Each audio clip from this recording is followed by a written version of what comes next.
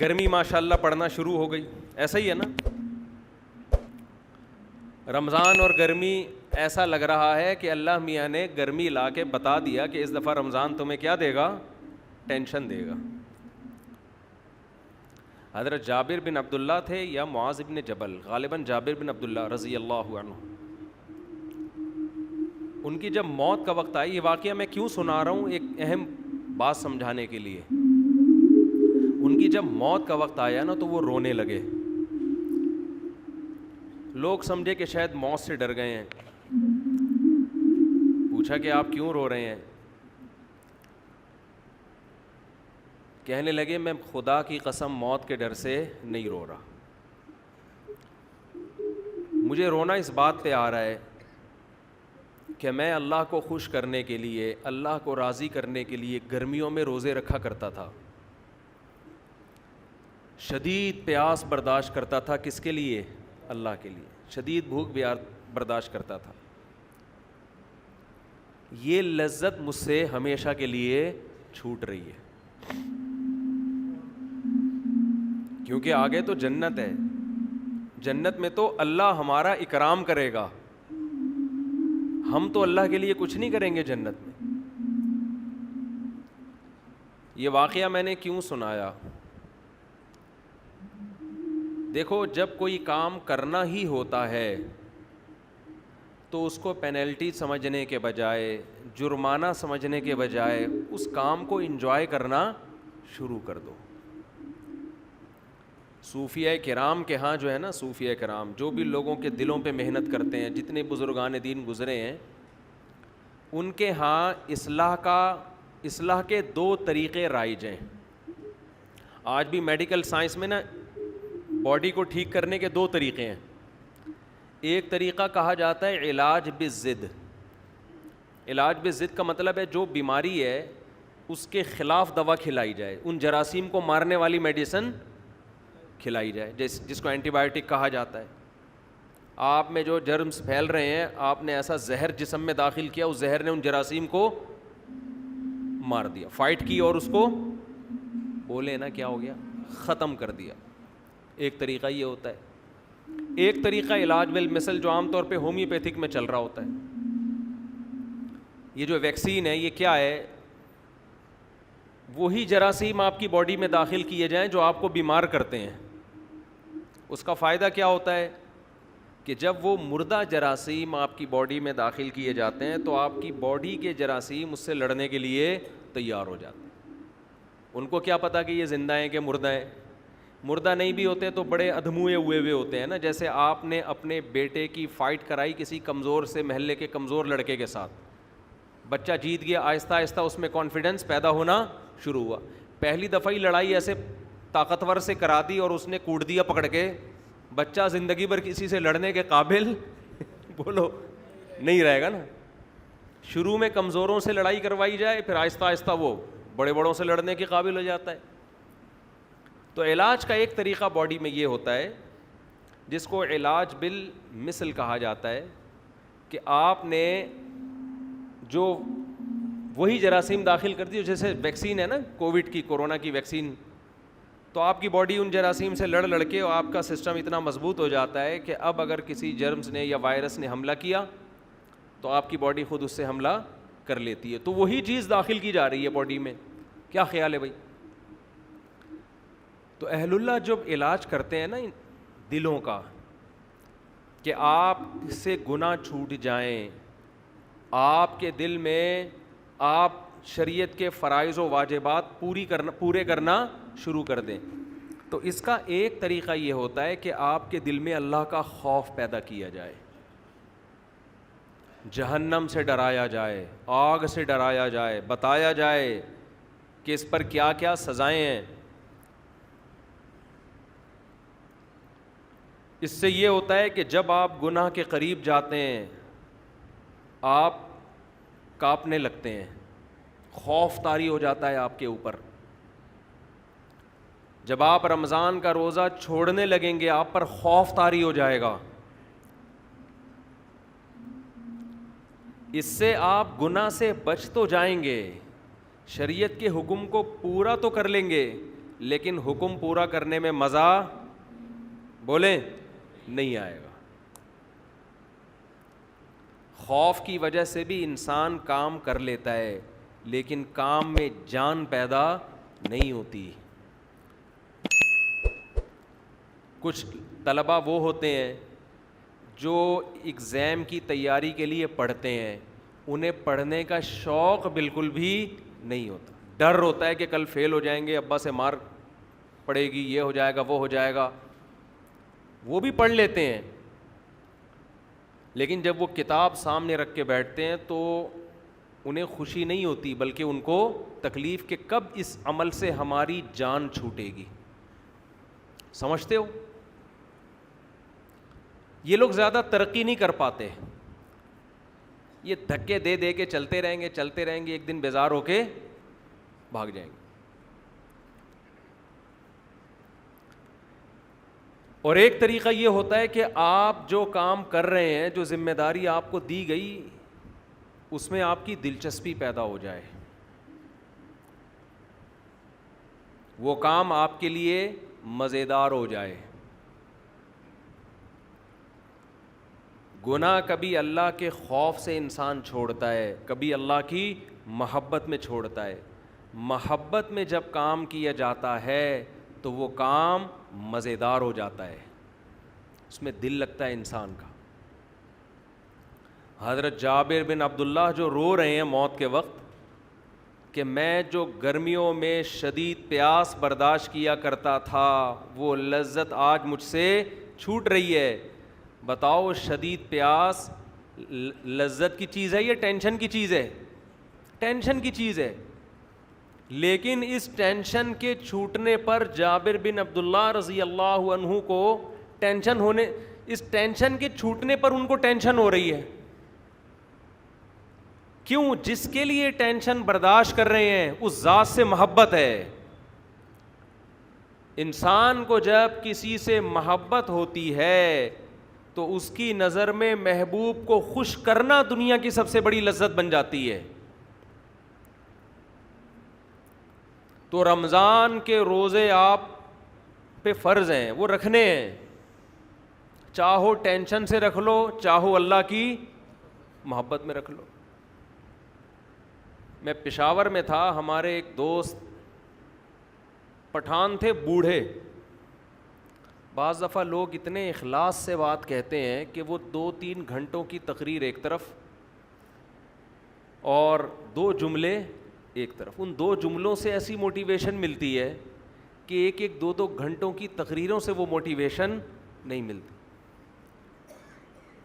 آپ کو پتہ ہے ہم جب کسی محفل میں ہوں اور شادیوں کی بات نہ ہو تو ایسا ہوتا ہے نہیں. اب تک کی رپورٹ کے مطابق اس طرح کبھی میری معلومات کی حد تک ایسا ہوا نہیں.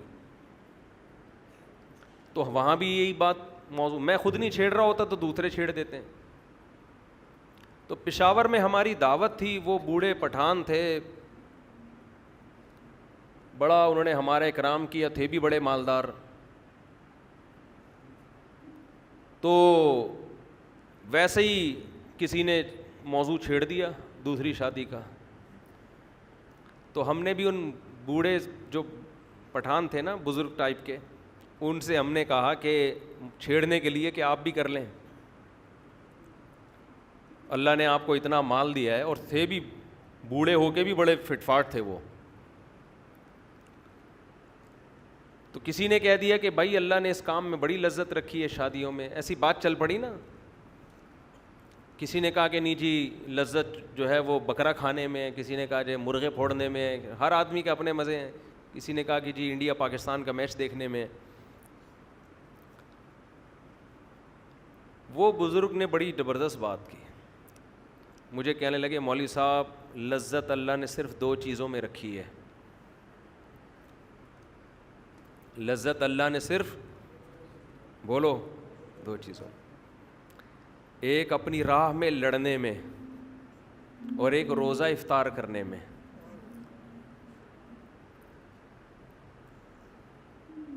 یہ بات انہوں نے ایسے جذبے سے کہی, جو آدمی خود عمل کرتا ہے نا, عمل, اس کی بات میں اللہ نے وزن بہت رکھا ہے.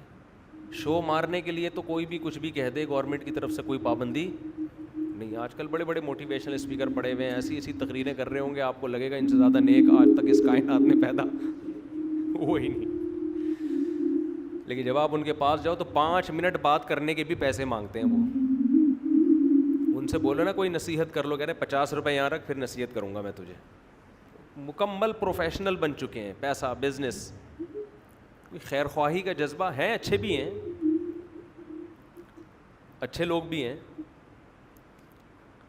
تو اس نے جو دل سے یہ بات کہی نا, اس بات کو کہے ہوئے میرا خیال ہے 7-8 مہینے ہو گئے. اتنا مزہ آیا اس کے منہ سے یہ 2 جملے سننے میں, اتنا مزہ آیا کہ جب میں یہ بیان کرتا ہوں نا, بیان کرتے ہوئے مجھے اپنے جذبات پہ کنٹرول نہیں ہوتا. سوچیں اس نے کتنے اخلاص سے یہ جملہ کہا ہوگا.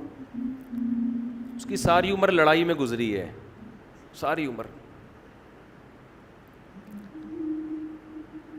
اس نے کہا مزہ اللہ نے کس میں رکھا ہے؟ صرف 2 چیزوں میں. ایک خدا کی راہ میں لڑنے میں, دوسرا روزہ افطار کرنے میں. آپ کہہ سکتے ہو کہ روزہ افطار کرنے میں جو لذت ہے وہ کھانے پینے کی لذت ہوگی. میرے بھائی, کھانے پینے کی لذت ہر بھوکے کو حاصل ہوتی ہے. کھانے پینے کی لذت ہر بھوکے کو, بولو, یہ تو انگریز کو بھی ہوتی ہے. بھوک کے بعد اس کو کھانا ملے گا, اس کو بھی بڑا مزہ آئے گا.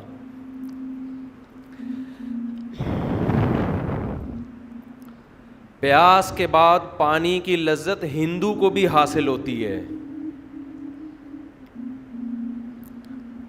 اس بزرگ کا مطلب وہ لذت نہیں تھا جو ہر بھوکے اور ہر پیاسے کو کھانے اور پینے کے وقت, بولو, حاصل ہوتی ہے.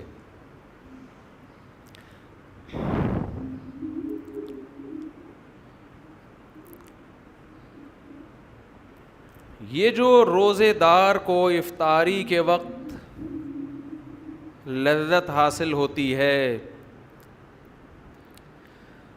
یہ وہ لذت ہے جس لذت کے حاصل کرنے کے لیے دل میں اللہ کی محبت کا ہونا, بولو, ضروری ہے.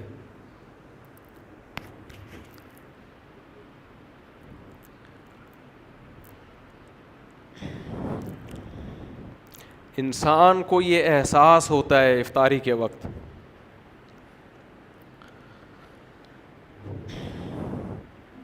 ذرا تھوڑا سا ٹھنڈا پانی دے دیں. جب سے یہ 3 شادیاں ہوئی ہیں نا, مجھے بات بات پہ رونا آتا ہے. آج جتنی انسان کی شادیوں کی تعداد بڑھتی ہے نا, اس کو بات بات پہ رونا آنا شروع ہو جاتا ہے. 4 کے بعد تو ہر بات پہ روتا ہے وہ.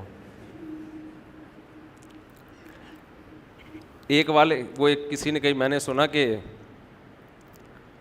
وہ ایک آدمی کی 40 سال عمر ہو گئی, اب تک شادی نہیں ہوئی. کسی نے کہا کیوں نہیں ہوئی؟ کہہ رہے ہیں اس کو کسی بزرگ کی دعا لگی ہے. وہ دعا کیا لگی ہے؟ کسی بزرگ کی اس نے خدمت کی تھی, انہوں نے دعا دی تھی اللہ کرے تو ہمیشہ خوش رہے. اس کے بعد 40 سال ہو گئے. یہ موضوع ایسا جذباتی شروع ہو گیا, اس کو ہم نے بھی چینج کرنا ہے.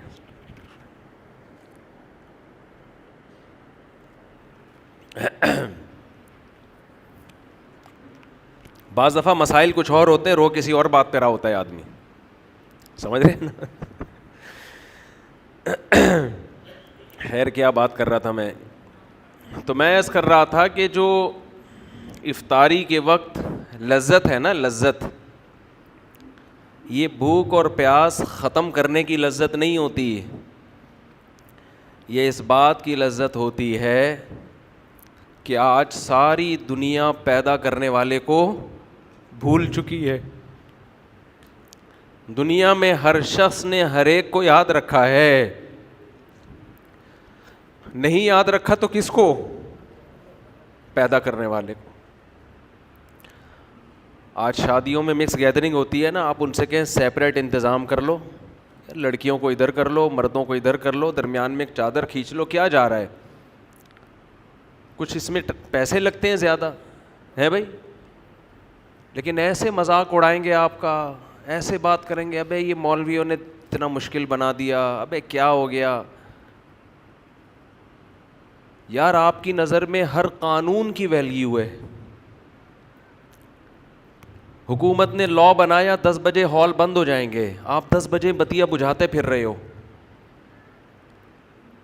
آپ اپنے باپ کو ناراض نہیں دیکھ سکتے شادی میں, اپنے بھائی کو ناراض نہیں دیکھ سکتے. لڑکی والے ہو تو لڑکے والوں کو ناراض نہیں ہونے دو گے, لڑکے والے ہو تو لڑکی والوں کو ناراض نہیں ہونے دو گے.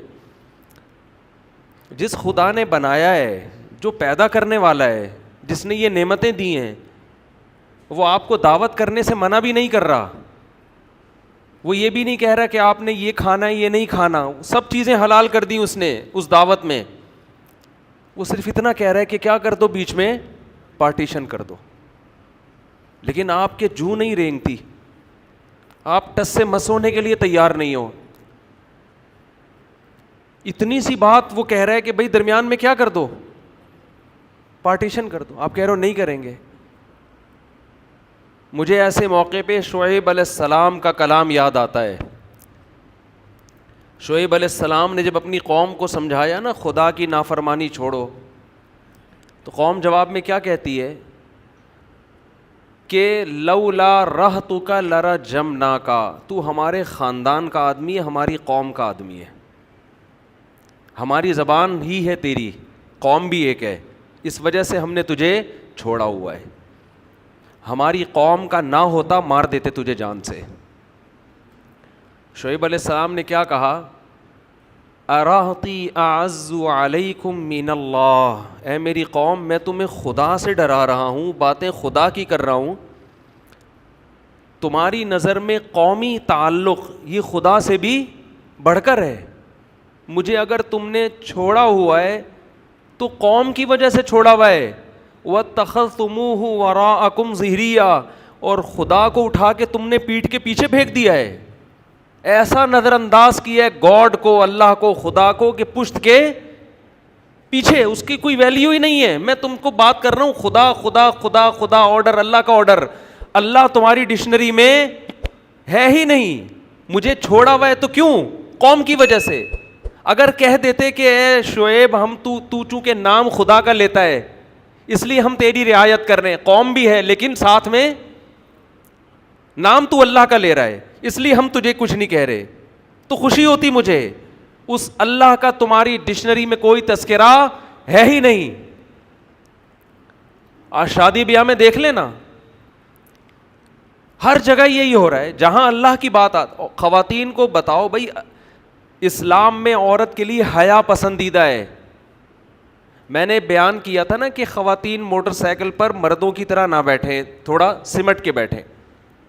یہ ٹھیک ہے چادر کے الجھنے کا خطرہ ہوتا ہے بائکوں میں, تو سمٹ کے بیٹھیں. ابھی ایک برقع آ گیا کسی خاتون کا, بھائی سمٹ کے بیٹھیں, کپڑے کو لپیٹ کے بیٹھیں تاکہ, اور چین کور بھی لگائیں بائکوں میں تاکہ یہ نوبت نہ آئے. اتنا مذاق اڑایا. اسلام حیا کو پروموٹ کرتا ہے, حیا کو. حیا کس میں زیادہ ہے؟ دیکھنے میں کس میں حیا زیادہ نظر آ رہی ہے؟ مردوں کی طرح بیٹھنے میں, یہ خواتین عورتوں کی طرح بیٹھیں, حیا کس میں نظر آ رہی ہے؟ مگر حیا آج ڈکشنری سے, کیونکہ اللہ چاہتا ہے نا شرم اور حیا کس کا حکم ہے؟ اللہ کو. تو اس کو کوئی اس پہ جو نہیں رینگتی. مثالیں دی جاتی ہیں جو اونٹ میں صحابیات ایسے بیٹھا کرتی تھیں. اونٹ میں تو ایسے بیٹھنا ممکن نہیں تھا دونوں پاؤں ایک طرف کر کے.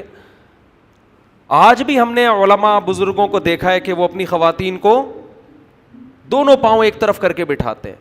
اس میں حیا زیادہ ہے.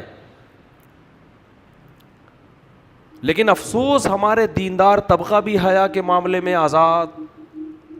قرآن حیا کی تعریف کر رہا ہے کہ موسیٰ علیہ السلام کے پاس جب 2 لڑکیاں آئیں ان کو بلانے کے لیے, فجاءت احداہما تمشی علی استحیاء قرآن کہہ رہا ہے ان میں ایک لڑکی آئی حیا کے ساتھ چلتی ہوئی, سینہ تان کے چلنا عورت کے لیے, بیچ روڈ پہ چلنا, یہ ادا اللہ کو پسند بولو نہیں ہے. آپ عورت کی آزادی کے نام پہ بے حیائی پھیلا دو, آپ کی مرضی ہے. پیدا کرنے والا اس عمل سے خوش بولو نہیں ہوگا. آپ اپنی ڈکشنری سے اللہ کو نکال دو, پھر جو چاہے کرو. ایک صاحب مجھے ایک یورپ کے ایک کنٹری کے بارے میں بتانے لگے کہ وہاں آزادی بہت ہے, بہت آزادی ہے, ہر ایک کے حقوق ہیں, جو چاہے کرو, کتنے اچھے ہیں. میں نے کہا آپ کی اور میری نظر میں بہت اچھے ہیں, اللہ کی نظر میں بالکل بھی اچھے نہیں ہیں, کیونکہ ان آزادی کی وجہ سے انہوں نے جن گناہوں کو حلال قرار دے دیا ہے نا, ہومو سیکشولیٹی کو, زنا کو, لڑکیوں سے آپس میں تعلقات, ان چیزوں کی وجہ سے اللہ کی نظر میں وہ بالکل بھی اچھے نہیں ہیں. یہ تو وہ عمل ہے جس سے اللہ نے قوم لوط کو اٹھا کے پٹخ کے مار دیا. جس قوم نے اپنی ڈکشنری سے گاڈ کو نکال دیا, خالق کو, خدا کو نکال دیا, وہ میری اور آپ کی نظر میں بہت اچھا ہے, بنانے والے کی نظر میں اچھا نہیں ہے. بنانے والا نہیں پسند کرتا اس کو. تو مت تعریفیں کیا کرو ایسی قوموں کی جنہوں نے خدا کو وراکم ظہریہ, اپنی پشت کے پیچھے پھینک دیا ہے. اور اگر تعریف کیا کرو پھر دعا کرو تمہارے بچے بھی ایسے بن جائیں, تمہارے بچے بھی ایسے بن جائیں. ان ملکوں میں جائیں, ان کو اتنی آزادی ملے کہ وہ بھی لڑکوں سے بدفعلی کریں, اور جب آپ انگلی اٹھاؤ تو بولے کہ یہ ہیومن رائٹس ہیں. اپنے بچوں کو ایسا بنانا چاہتے ہو تو اس کلچر کی صبح و شام تعریفیں کیا کرو. بولے بہت اچھے, ماشاء اللہ, ویل ڈن بیٹا, آزاد ہے, کوئی روک ٹوک نہیں ہے. تو میں یہ عرض کر رہا تھا کہ ایسے دور میں جب اللہ کو ڈکشنری سے نکال دیا گیا, اللہ کو لغت سے نکال دیا گیا, ایسے موقع پہ کوئی صبح سے لے کے شام تک بھوک اور پیاس کو برداشت کرے, اور ایک دن نہیں, ایک دن, پھر دوسرا دن, پھر تیسرا دن, پھر چوتھا دن, پھر پانچواں دن, پھر چھٹا دن, تو افطار کی لذت میں صرف بھوک ختم کرنے کی لذت نہیں ہے. اصل لذت یہ ہے کہ جس خدا کے لیے صبح سے شام تک قربانی دی, وہ خدا ہماری اس افطاری پر بھی ہم سے خوش ہو رہا ہے.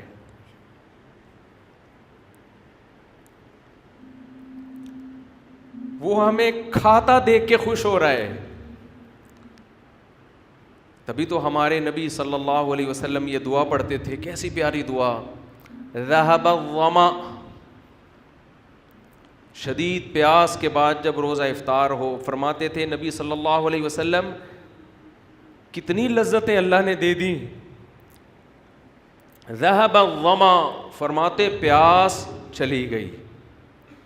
شدید پیاس میں آپ پانی پیتے ہیں, کیسا سکون ملتا ہے. ذہب الظما, پیاس چلی گئی. وابتلت العروق, رگیں تر ہو گئیں. سارا دن انسان بھوک اور پیاس کی وجہ سے کیسا خشک ہو جاتا ہے, سوکھ جاتا ہے. آپ نے دیکھا ہوگا افطاری کر کے جب لوگ نماز میں آتے ہیں چہروں پہ کیسی رونق بحال ہو جاتی. عصر میں نمازیوں کی حالت دیکھا کریں اور مغرب میں دیکھا کریں, زمین اور آسمان کا فرق ہے, کیسی چہروں پہ رونق آتی ہے. ذہب الظما, فرمایا پیاس چلی گئی. وابتلت العروق, رگیں تر ہو گئیں. یہ مادی نعمت ہے. اور آگے فرماتے ہیں وثبت الاجر انشاء اللہ, اور اللہ نے چاہا تو صبح سے لے کے اب تک اللہ کے لیے جو ہم نے قربانی دی ہے وہ اجر ہمارا ثابت ہو گیا. وہ اجر اللہ نے اپنے ہمارے اعمال میں لکھ دیا. مزے ہی مزے, لذتیں ہی لذتیں.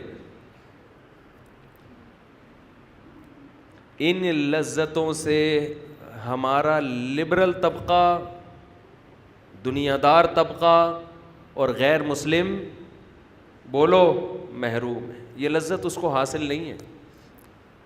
وہ بھی بھوکے رہتے ہیں ڈائٹنگ کرنے کے لیے, کولیسٹرول ختم کرنے کے لیے. ان کو ان کے ٹرینر نے کہا ہوتا ہے کہ ایک ٹائم کے کھانے کا ناغہ کر دو. اس بھوک کے بعد جب وہ کھاتے ہیں ان کو وہ لذت محسوس نہیں ہوتی جو ہمیں افطاری کے وقت محسوس ہوتی ہے. افطاری میں اللہ نے صرف جسم میں سکون نہیں رکھا, بلکہ افطاری کے وقت اللہ نے روح کا سکون رکھا ہے, روح میں. یہی لذت اللہ نے سحری میں رکھی ہے. سحری کا وقت ایک ایسا ٹائم ہے جس وقت دنیا کی کوئی قوم نہیں کھاتی. کبھی نہیں دنیا میں سنا ہوگا آپ نے اس ٹائم پہ لوگ کھانا کھا رہے ہو, کبھی سنا ہے بھائی کہ جیپنیز صبح 4 بجے اٹھ کے کھانا کھاتے ہیں؟ کبھی سنا آپ نے؟ اگر سنا ہے تو بول دیں ہاں سنا ہے, نہیں سنا تو تھوڑا گردن ہلا دیں. کبھی سنا آپ نے؟ کھانے کا ٹائم نہیں ہے یہ, کہیں بھی نہیں دنیا میں کھائے جاتا. نہ امریکی کھاتے ہیں, نہ جاپانی کھاتے ہیں, نہ چائنیز کھاتے ہیں, نہ ہندو کھاتے ہیں, نہ سکھ کھاتے ہیں. اللہ کو یہ ادا پسند آتی ہے کہ جہاں لوگوں نے میرا نام لینا چھوڑ دیا, ہر جگہ نفس پرستی. اب تو لوگ حکومت سے مطالبہ بھی صرف مہنگائی, صحت, ان چیزوں کا کرتے ہیں. اسلام کا مطالبہ کرنا بھی چھوڑ دیا. پہلے ہمارے سیاسی لیڈر اسلام کا نام لیتے تھے, مجھے ووٹ دے میں اسلام کو نافذ کروں گا. اب ہمارے سیاسی لیڈروں نے اسلام کا نام لینا چھوڑ دیا. ان کو پتہ ہے اسلام کے نام پہ ووٹ نہیں ملے گا, ووٹ ملے گا مہنگائی کے نام پہ, آزادی کے نام پہ. تو ایسے دور میں جب اللہ کو لوگوں نے اپنی کتابوں سے, اپنی ڈکشنری سے نکال دیا, تو نبی صلی اللہ علیہ وسلم نے فرمایا کہ اللہ اور اس کے فرشتے صبح سحری کھانے والوں کے لیے پر رحمت بھیجتے ہیں. فرشتے رحمت کی دعا کرتے ہیں ان لوگوں کے پر جو صبح اٹھ کے, کیونکہ اللہ کو یہ ادا بھی اپنے بندوں کی پسند آتی ہے کہ دنیا میں کوئی قوم اس ٹائم پہ کھانا نہیں کھاتی اور میرے نیک بندے صبح اٹھ کے کھا رہے ہیں. کیوں؟ کس کا حکم ہے؟ اللہ کا حکم ہے. کلوا واشربوا حتى يتبين لكم الخيط الابيض من الخيط الاسود من الفجر. اللہ نے فرمایا کھاؤ اس وقت تک جب تک سفید دھاگا سیاہ دھاگے سے ممتاز اور جدا نہ ہو جائے, یعنی صبح صادق طلوع نہ ہو جائے. ثم اتموا الصيام الى الليل, پھر غروب آفتاب تک اس روزے کو مکمل کرو. اے اللہ بہت مشکل حکم ہے, پوری روٹین تو نے ہماری چینج کر دی. اللہ نے تسلی دی, ایام معدودات, پورے سال کے لیے نہیں کہہ رہا, گنے چنے دن ہیں, گنے چنے انگلیوں پہ گن سکتے ہو, اس سے زیادہ تمہیں میں مکلف نہیں بنا رہا. ویسے بھی آپ کی جنرل نالج کے لیے پاکستان میں 15 سال سے روزے 29 ہی ہو رہے ہیں. 30 روزے میری اور آپ کی نسلیں نہیں دیکھیں گی, مجھے تو ایسا ہی لگتا ہے. 2006 سے میں نوٹ کر رہا ہوں, اس سے پہلے کا مجھے یاد نہیں. یہ 2022 ہے, 2007 سے لے کے 2021 تک, اب 22 چل رہا ہے نا, یہ کتنے سال ہو گئے؟ 14 سال. ایک دفعہ بھی رمضان 30 کا نہیں ہوا ہے. یہ خود ایک بہت بڑا سوالیہ نشان ہے, سمجھتے ہو؟ ایک نشان ہے یہ کہ کیا ہو رہا ہے مارکیٹ میں.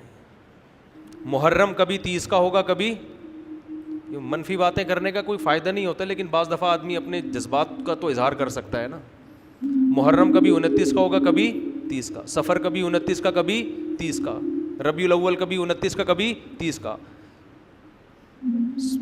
14-15 سال ہو گئے, رمضان 30 کا ہو کے نہیں دے رہا. ماہر فلکیات بعض دفعہ کہہ دیتے ہیں کہ ناممکن ہے کہ 29 ہوں, ہاں ناممکن ہے کہ 29 کو چاند نظر آئے, پھر بھی 29 ہی کا ہوتا ہے. الحمدللہ یہ ایک نشان ہے سوالیہ ہلال کمیٹی پر, سمجھ رہے ہو؟ بہت بڑا سوال ہے یہ کہ مارکیٹ میں ہو کیا رہا ہے. تو میں ایک پروگرام ریکارڈ کروانا تھا میں نے 30 نا, تو میں 29 کے بعد میں نے کہا بس وہ پورے رمضان چلے گا نا, تو انہوں نے کہا 30 اگر 30 ہو گئے, میں نے کہا کسی کا باپ بھی پاکستان میں 30 روزے نہیں کر سکتا, تو 29 ہی ہوں گے. ٹھیک ہے, معذرت کے ساتھ ایسی گندی گندی باتیں بھی بعض دفعہ انسان کر لیتا ہے, لیکن یہ ہے ایک بڑا مسئلہ ہی ہے.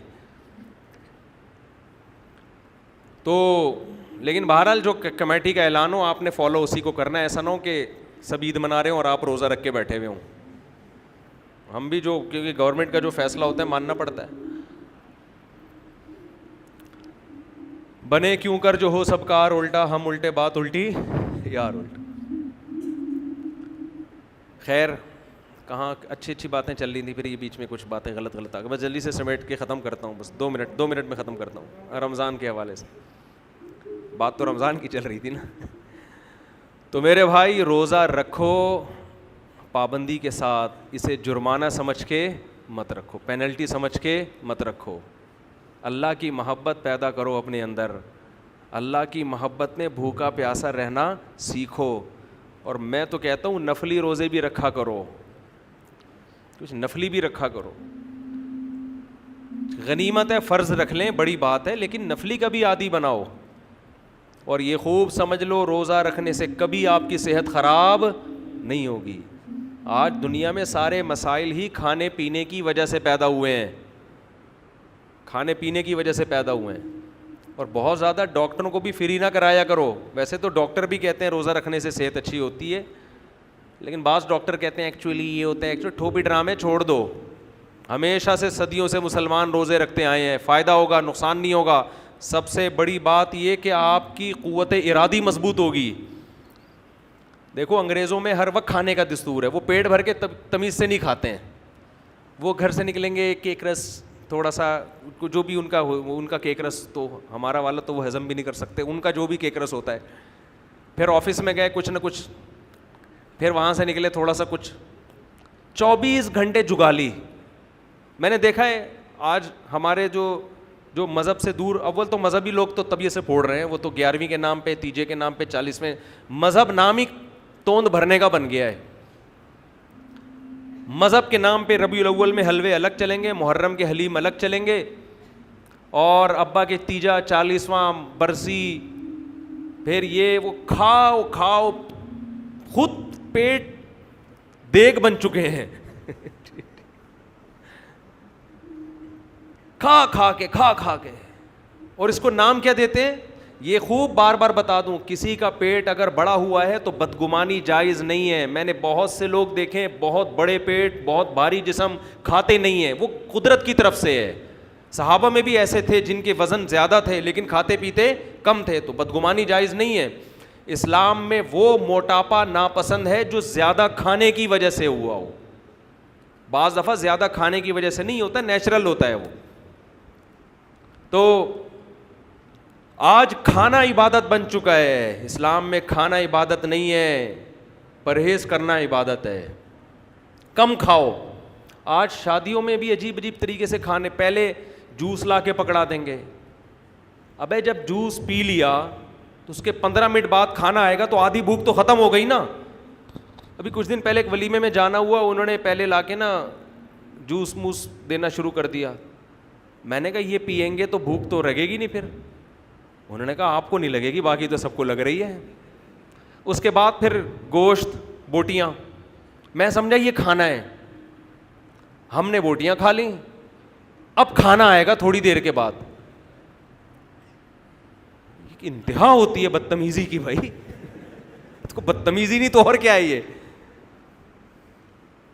یہ تو میڈیکلی بھی غلط ہے. آپ جب کھانا کھانا شروع کرتے ہیں آپ کا معدہ ایک تیزاب چھوڑنا شروع کر دیتا ہے, اس کو گلانے کے لیے. معدہ سمجھتا ہے اب کھانا آ رہا ہے, معدہ اپنا کام شروع. اب آپ نے 10-15 منٹ کا اسٹاپ لے لیا تو وہ تیزاب تو آپ کے معدے کا بیڑا غرق کر دے گا. دوبارہ تھوڑی معدہ تیار ہوگا اس کے لیے. 24 گھنٹے کچھ نہ کچھ کھاتے رہتے ہیں, بس کچھ نہیں منہ میں پان رکھ لیں گے. عادت ڈالو اپنے آپ کو بغیر کھائے پیے سروائیو کرنے کی. رمضان آپ کو یہ موقع فراہم کرتا ہے کہ کھائے پیے بغیر سب کچھ کرو. ہم کچھ جانوروں کی طرح ہر وقت جگالی, ہر وقت گھر میں آتے ہیں فریج میں گھس کے تھوڑا سا یہاں سے 2 نوالے نکال لیے. میری تو عادت تھی بچپن میں فریج میں گھستے ہی دودھ سے ملائی نکال کے پی کھا جا, وہ تو اب بھی ہے, وہ عادت تو ہم چھوڑتے نہیں. ملائی ہم جب بھی دیکھتے ہیں گرم گرم ملائی ہو, مزہ نہ آئے پیسے واپس. اور میں تو حیران ہوتا ہوں ان لوگوں پر جو دودھ کی گرم ملائی کھاتے نہیں ہیں, اتنی مزے کی چیز ہے. اور بچوں کو اسمیل آ رہی ہے آج کل, بچوں کو اس میں سے کیا آ رہی ہوتی ہے اسمیل ملائی میں سے. وہ کھائیں گے کریم ڈبے والی جو زہر ہے نا کریم, وہ کھا رہے ہوں گے. دودھ کی جو بھینس کے دودھ کی خوشبودار بلائی, اس سے ان کو کیا آ رہی ہے اسمیل آ رہی. فطرت ہی برباد ہو گئی ہے. تو ہر وقت ملائی کے علاوہ ملائی کھا سکتے ہو, کیونکہ میں کھاتا ہوں. باقی ہر وقت کھانا اچھا کام بولو نہیں ہے, بری عادت ہے یہ. رمضان آپ کو یہ ٹریننگ دے دیتا ہے کہ کچھ تھوڑا سا پیٹ کو بھی کیا کرو, آرام دو. ایسے ہی صبح آفس جاؤ بغیر ناشتے کے, تو عادت ڈالو. لیکن مسئلہ ہمارے ساتھ یہ ہے کہ رمضان میں عادت پڑتی ہے, اس کے بعد جو پرہیز ٹوٹتا ہے نا ہمارا, ایسا پھر عید کے بعد سے پھوڑنا پھاڑنا, وہ معدے کی ایسی کی تیسی ہو جاتی. تو رمضان میں عادت ڈالیں. کچھ باتیں میں بھی انشاءاللہ بیان کے بعد بتاؤں گا, وقت چونکہ زیادہ ہو چکا ہے, گرمی بھی ہو رہی ہے, ٹائم بھی اوپر ہو گیا ہے. تو جو حضرات بیٹھنا چاہیں وہ بیٹھ سکتے ہیں. بیان کے بعد انشاءاللہ کچھ دیر مسائل کا بھی سیشن ہوگا, جو سوال پوچھنا چاہیں کچھ دیر اس پر بھی میں تھوڑی سی بات کروں گا.